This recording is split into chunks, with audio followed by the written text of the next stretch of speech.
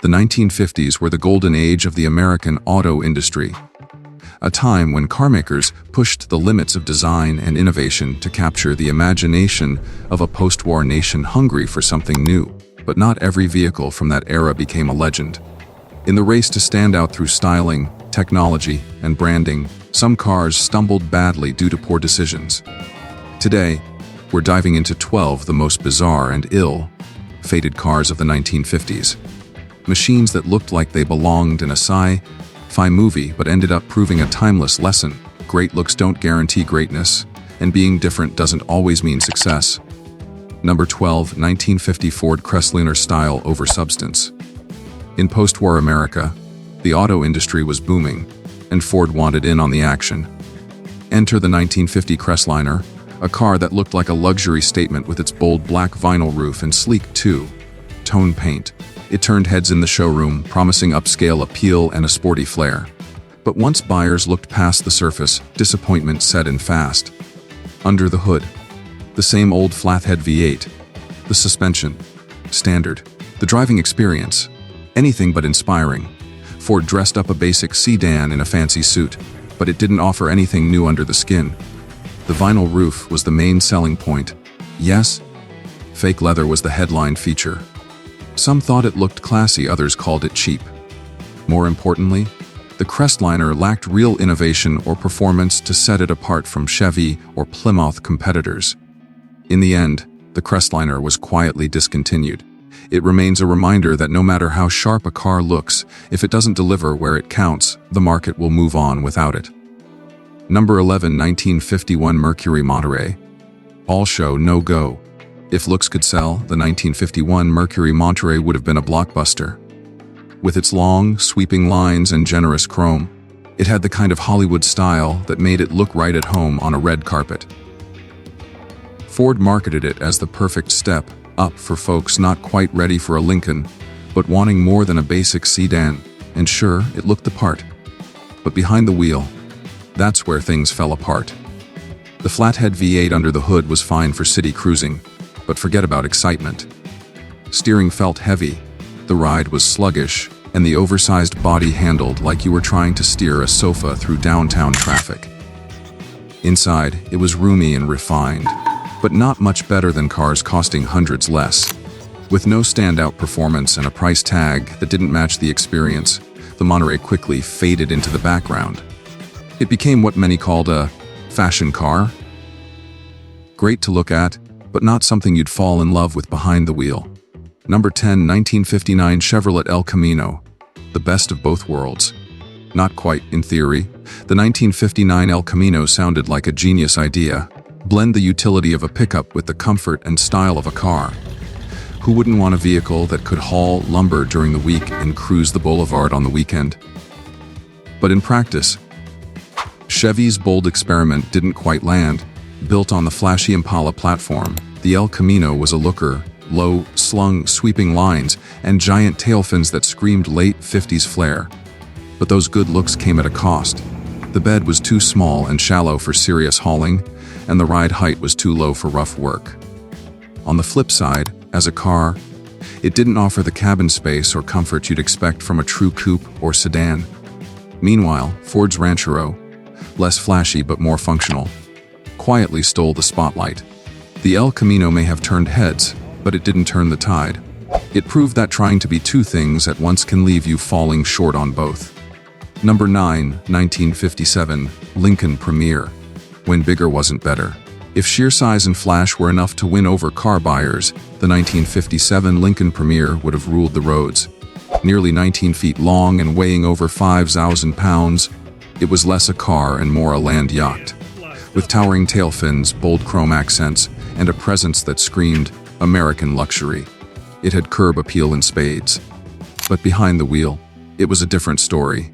Driving the Premier felt more like piloting a barge than cruising in a luxury car. The massive body made parking a nightmare, visibility was poor, and fuel economy, already a concern in the 50s, was downright painful. Even with a powerful V8 under the hood, it struggled to move with any urgency. Inside, it had plush seats and power gadgets galore, but while Cadillac was pushing innovation, Lincoln seemed stuck in place. The Premier looked impressive, but lacked the engineering to match its swagger. Today, it's a symbol of an era when automakers thought bigger meant better, and learned the hard way that substance matters more than size. Number 8. 1958 Buick Limited. When excess became a design philosophy, in 1958, Buick set out to make a statement with the Limited. And boy, did they ever. Measuring over 19 feet long and tipping the scales at nearly 5,000 pounds, this car wasn't built for subtlety. It was chrome on top of chrome, fins that reached for the sky, and a front grille that looked more like a cheese grater than a design element. But beneath the glitz, a lot of heavy metal and not much else. Yes, the 364 cubic inch V8 packed power on paper, but all that weight meant sluggish acceleration and single-digit gas mileage in real-world driving. And while the leather seats, full power features, and plush interior looked impressive, it wasn't a car most folks wanted to drive every day. Unless they had a gas station on speed dial. Sales were so poor that Buick pulled the plug after just 1 year. The 1958 Limited stands as a cautionary tale. When car design becomes a contest of who can add the most flash, you often end up with a bloated beauty that's all show and no go. Number 7. 1955 Cadillac Eldorado Biarritz. A flashy, fancy, and flat. In the mid-1950s, Cadillac was the king of American luxury, and the Eldorado Biarritz was its crown jewel. With its towering tail fins, gleaming chrome, and convertible top, it was designed to turn heads on every corner. This car didn't whisper elegance, it shouted it from the rooftops. But once you looked past the dazzle, the story got a little dull. Sure, it had a 331 cubic inch V8 putting out 270 horsepower, but it also had the weight of a small boat, making performance more sluggish than sporty. It wasn't fun to maneuver in town, and despite its price tag, over 6,200 back then, about 70,000 today, you weren't getting much in the way of innovation. The Biarritz wasn't about driving, it was about being seen.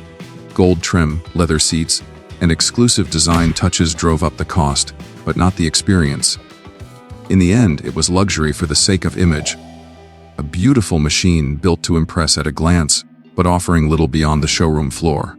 Number 6. 1957 Ford Skyliner. Retractable, brilliant engineering, problematic reality.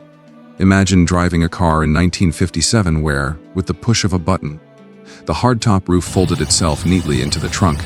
No manual latches, no soft tops. That was the magic of the Ford Skyliner. Retractable, a true mechanical marvel for its time. But with great complexity came, well, a whole lot of problems. The Skyliner's roof system used 7 electric motors, 4 lift jacks, 6 locking mechanisms, and nearly 600 feet of wiring. When it worked, it was jaw-dropping. When it didn't, which was often, owners were stuck with a half-open roof and a repair bill that could make you wince. Even worse, once the roof folded down, the trunk space was almost non-existent. Good luck fitting more than a suitcase. Add in the extra weight from the mechanism, and you got lower fuel economy and sluggish performance. At nearly $3,000 over $33,000 in today's dollars, it was a high-price showcase of over-engineering. The Skyliner proved that just because you can build it, doesn't always mean you should. Number 5. 1959 Cadillac Eldorado Brougham. When luxury crossed the line. If opulence had a mascot in the late 50s, it was the 1959 Cadillac Eldorado Brougham. With a starting price north of $13,000, about the cost of a house back then, it was one of the most expensive American cars ever built. And Cadillac made sure you felt every dollar of it. We're talking brushed stainless steel roof, memory position power seats, lamb's wool carpets, and even a factory-installed perfume dispenser. It came with stainless steel tumblers for your in-car cocktail set. No joke. But all that extravagance came with a heavy price, literally and figuratively. The car was massive, and despite a powerful V8, it felt sluggish. Its air suspension, while cutting edge, was notoriously unreliable. The abundance of electric gadgets often meant complex, costly repairs. In short, the more moving parts, the more things that could go wrong. Only 99 were built that year, and today it's a rare collectible.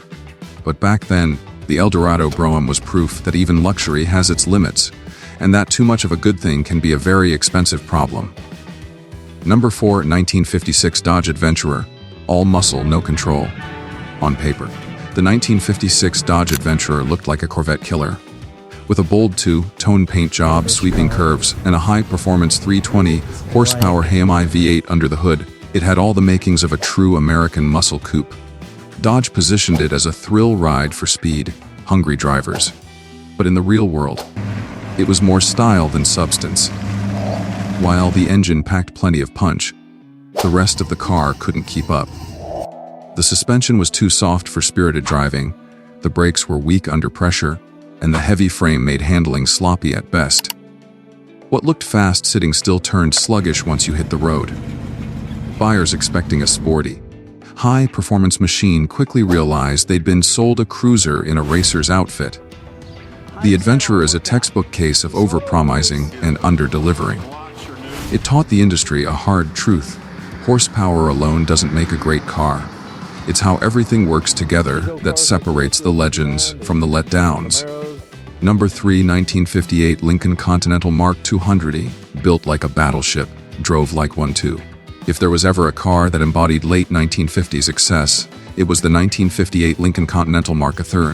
Stretching nearly 20 feet long and weighing over 5,000 pounds, this beast didn't just arrive. It made an entrance.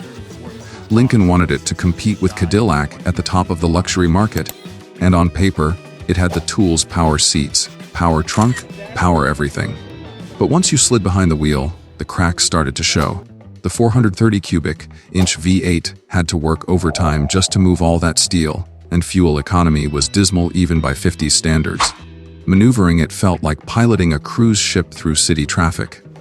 And while it was packed with features, many of them were overly complicated or unreliable, making ownership more frustrating than luxurious. Its squared-off styling and stubby tail fins gave it an imposing look, but not an elegant one. The Mark II tried to impress with size and gadgetry, but in the end, it proved that bigger and fancier doesn't always mean better. Number 2, 1958 Edsel Pacer, the hype that sank the ship.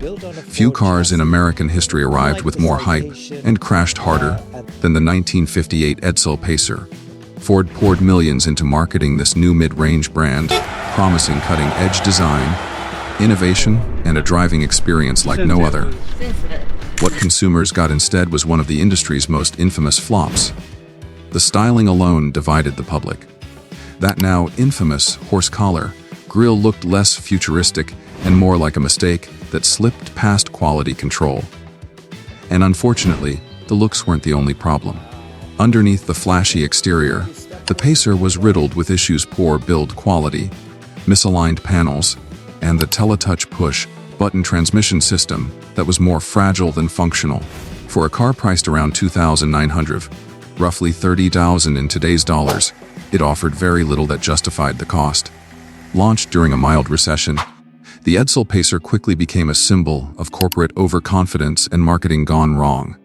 It taught Ford, and the entire industry, that no amount of advertising can fix a flawed product. Number 1, 1959 Edsel Ranger, the poster child of a missed market. When it comes to automotive misfires, the 1959 Edsel Ranger sits at the very top of the list. It wasn't just a failed car. It became a symbol of what happens when a company completely misreads its customers. The Ranger was part of Ford's bold plan to launch the Edsel brand as a premium offering between Ford and Mercury. But the result? A car that looked awkward, drove poorly, and offered nothing people were asking for. Its controversial horse collar grille turned off buyers instantly, and the futuristic features, like push-button gear selectors, sounded innovative but were clunky, unreliable, and expensive to repair.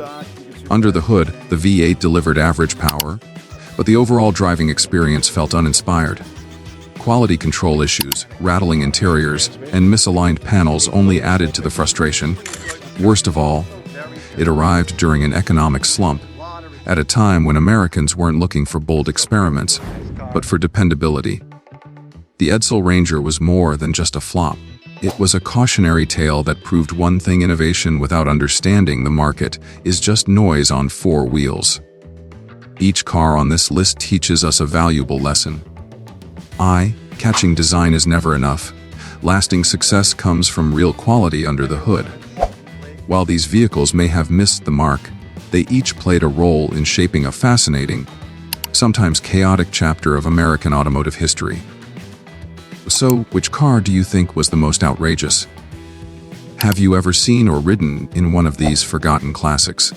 We'd love to hear your thoughts. Drop a comment below and join the conversation. And if you enjoyed this video, don't forget to like, subscribe, and ring the bell so you won't miss any of our upcoming deep dives into the weird, wild, and wonderful world of vintage cars.